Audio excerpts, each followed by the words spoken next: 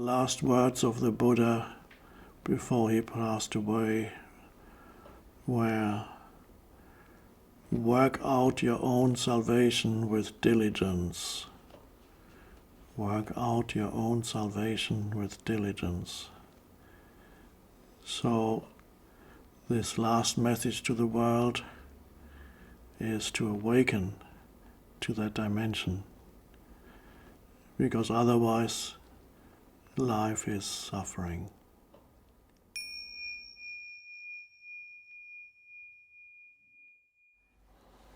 The historical conditioned entity, the person, unconnected, unaware of its being, is condemned to experiencing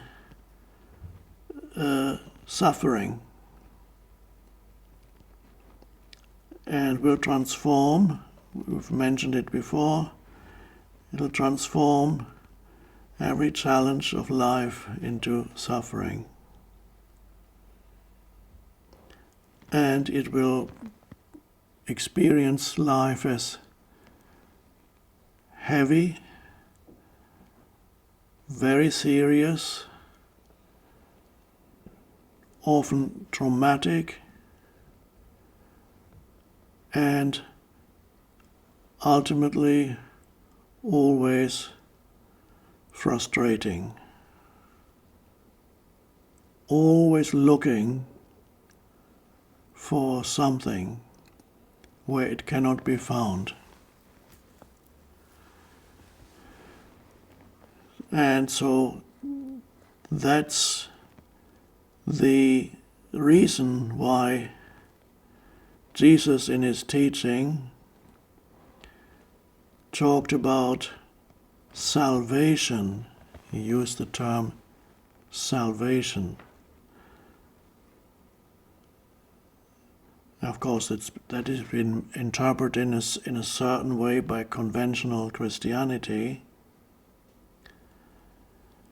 but if you know more about true spirituality, no matter what tradition, you will know that the real meaning of salvation is salvation from only knowing yourself as that limited entity, salvation from the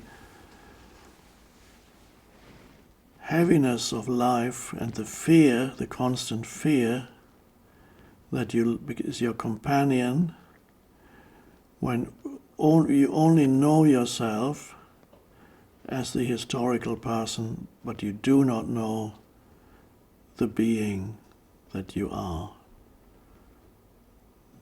And so that's why he speaks of salvation. You need to be saved from you need to be rescued, one could almost say.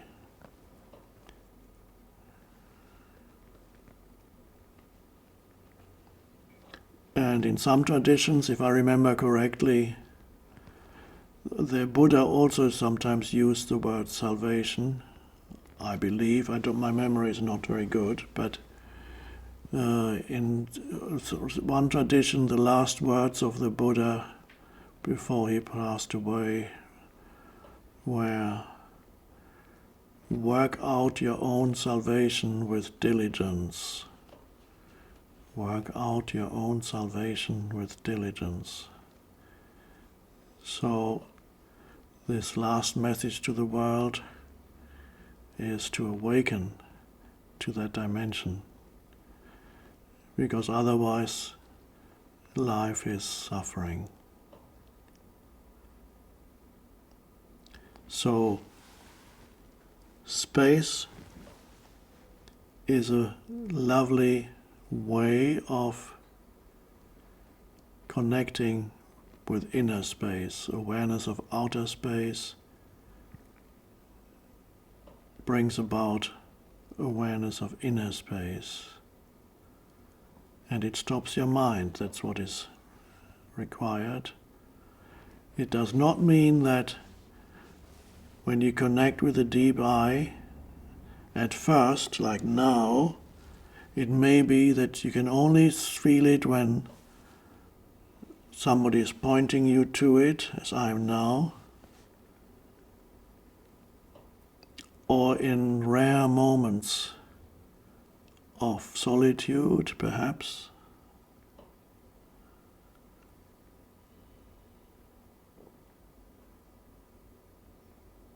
But it doesn't mean that you can either be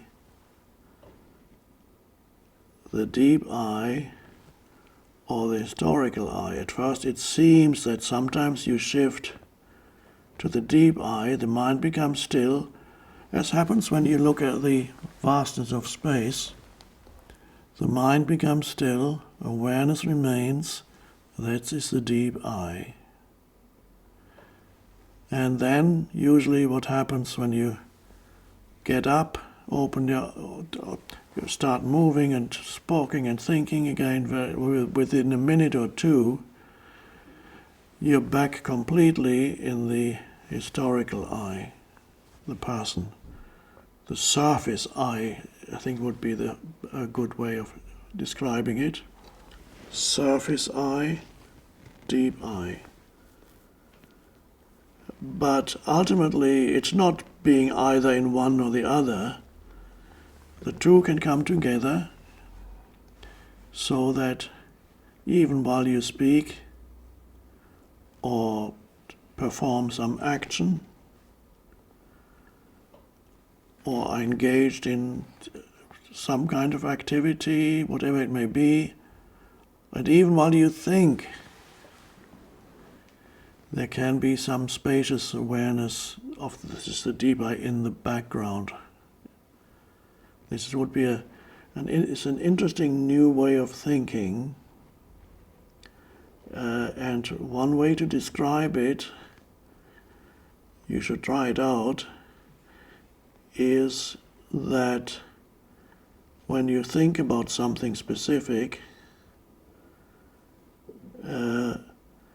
after a few thoughts, learn to step back, so to speak, into stillness or presence. It must only maybe just for 3-4 seconds. Length doesn't matter. And then you step forward again into thinking. Then you step back into a pure awareness of presence.